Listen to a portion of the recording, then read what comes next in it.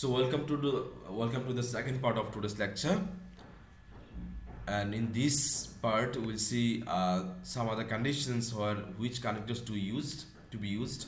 For example, for explanation, ব্যাখ্যা যখন আমাদের কোনো কিছু এক্সপ্লেইন করতে হয়, ব্যাখ্যা করতে হয়, তখন আমাদের কোন কোন কানেক্টরসগুলো ব্যবহার করতে হয়। First it say that is to say that is, so এইটা বলতে যে এই যে this much, keep romance alive. That is to say, don't let your love life fall into routine.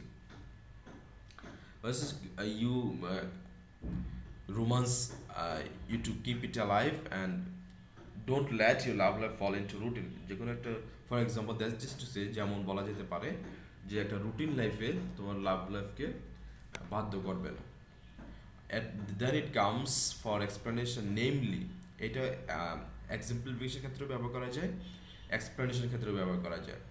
I have a very good reason for not trusting my ex, namely he is a convicted felon. So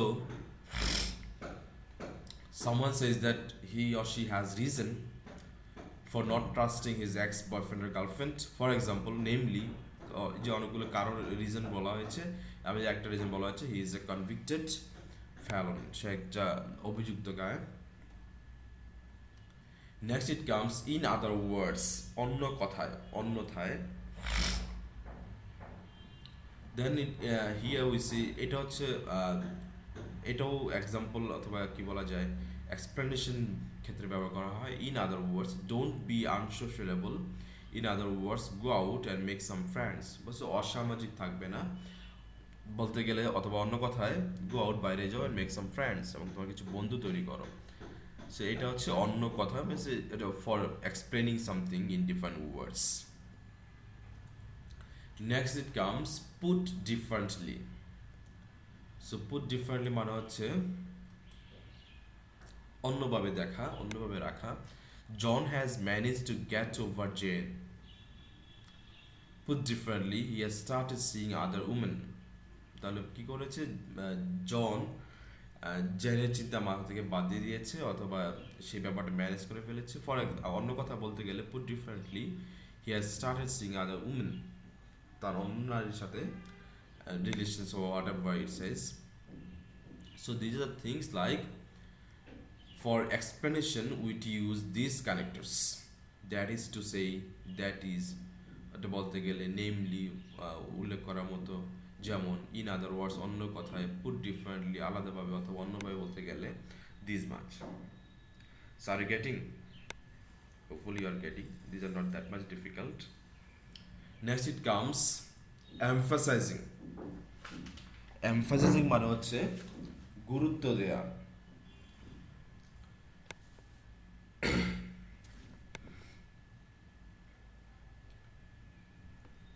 Then keeping importance. So what connectors, which connectors we can use for this? Let's have a look. As a matter of fact. So তাহলে এটা যখন এরকম কিছু বলা হয় যে this is the matter, this is the fact, এইটাই ঘটনা, দিস ইজ দ্য ইস্যু, এই ক্ষেত্রে as a matter of fact বলা যেতে পারে। I love sleeping with my pet pig, as a matter of fact I can't fall asleep unless he is in my bed.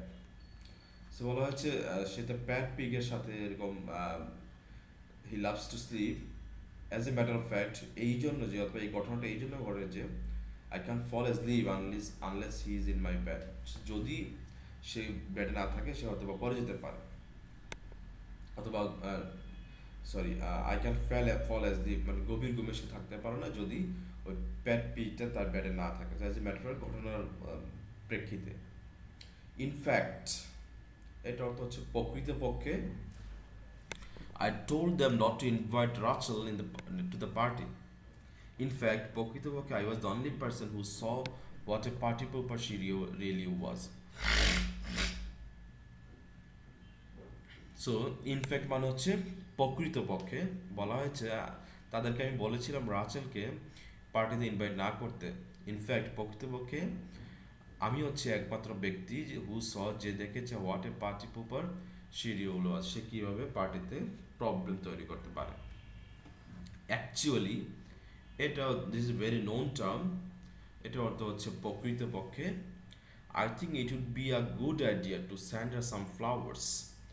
যা বলা হয়েছে আমি মনে করি এটা তাকে কিছু ফুল দেওয়া খুব ভালো একটা আইডিয়া হতে পারে। অ্যাকচুয়ালি প্রকৃতপক্ষে you should get her 100 orchids. আসলে তুমি তাকে 100টা অর্কিড দিতে পারো। Next it comes indeed. Indeed অর্থ প্রকৃতপক্ষে আসলেই। He may be the best dressed man around. সে হয়তোবা সবচেয়ে ভালো ওয়েল ড্রেসড পার্সন চারপাশে যতজন আছে। ইনডিড প্রকৃতপক্ষে he has a really good test in fashion. তার আসলেই ফ্যাশনের প্রতি একটা ভালো টেস্ট রয়েছে অথবা রুচি রয়েছে। সো ফর এমফাসাইজিং, যখন আমরা কিছুতে গুরুত্ব দেই, গুরুত্ব দেওয়া অথবা একটু এমফাসাইজ করা, গিভিং ইম্পর্টেন্স, সেক্ষেত্রে we can use this connectors as a matter of fact, in fact, actually, indeed, this much.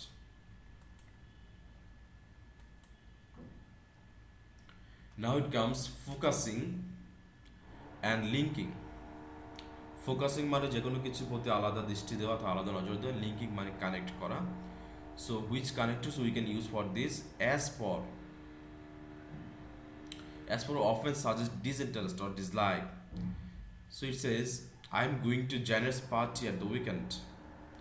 As for marriage, I think I will pass.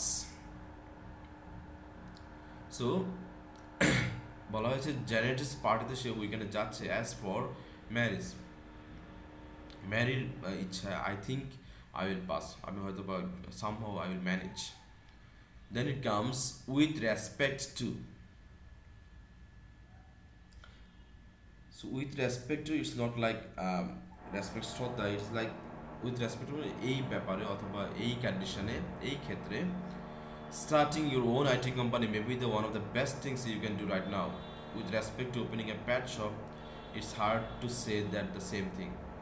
তো বলা হয়েছে এই আইটি কোম্পানিটা খোলা তো তার জন্য, তোমার জন্য একটা ভালো ব্যাপার যে তুমি এখন করতে পারছো। With respect two opening A Pat shop, it's hard to say the same thing. এই যে প্যাট শপ খোলার ক্ষেত্রে বিবেচনা করলে এটা বলাটা খুব, একই ব্যাপার বলা খুব কঠিন। তাহলে উইথ রেসপেক্ট হচ্ছে এই ক্ষেত্রে অথবা এই ব্যাপারে, ওই যে কোনো কিছু কানেকশন নিয়ে। রিগার্ডিং, রিগার্ডিং হচ্ছে ক্ষেত্রে, ব্যাপারে। Start your day with making the most important phone calls. Regarding emails, ইমেলের ব্যাপারে, you might put them off until later. তাহলে হচ্ছে রিগার্ডিং মানে হচ্ছে ব্যাপারে, এই ক্ষেত্রে। উইথ রিগার্ড টু, এটাও এক্ষেত্রে বোঝায়, সৌজন্যতা বোঝায় some cases. With regard to handling complaints, অথবা এই ক্ষেত্রে কমপ্লেইন্টস ম্যানেজের ক্ষেত্রে, you might want to keep in mind that your customers are always right. তাহলে কমপ্লেইন হ্যান্ডেল করার ক্ষেত্রে একটা ব্যাপার মাথায় রাখতে হবে যে তোমার কাস্টমারই সবসময় রাইট, মানে you don't go for argue. Then it comes as regards, এটাও বোঝায় এই ক্ষেত্রে, এই ব্যাপারে। Working from home has many advantages. So ঘরে বসে কাজ করার অনেক অ্যাডভান্টেজ রয়েছে। অ্যাজ রিগার্ডস ডিসঅ্যাডভান্টেজেস, কিন্তু অসুবিধার ক্ষেত্রে it might be difficult to keep your cat off your keyboard. So এই ক্ষেত্রে কিছু ডিসঅ্যাডভান্টেজ রয়েছে, যে বাসায় কাজ করার খুব অ্যাডভান্টেজ রয়েছে, আবার to maintain your cat not to let it on keyboard is the disadvantage can be regarded.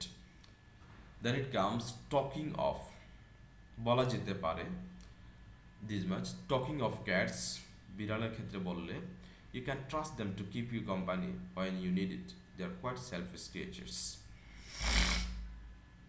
এটা যে বলা যেতে পারে অ্যাজ ফার অ্যাজ কনসার্ন, অথবা সংশ্লিষ্ট যত দূর পারা যায়। As far as dogs are concerned, যতদূর পর্যন্ত ডগসের আর concern, they might give you chance to get up from your desk and get some exercise during the day. মানে যতক্ষণ পর্যন্ত ব্যাপারটা আলোচিত, যতক্ষণ পর্যন্ত they are concerned, you can use this. So for focusing on linking we can use this connectors.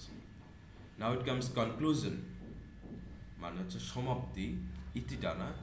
এক্ষেত্রে আমরা কোনগুলো ব্যবহার করতে পারি? ইন কনক্লুশন, ইন ব্রিফ, সংক্ষেপে বলা যেতে পারে। In summary, to sum up, all in all. And for correction we can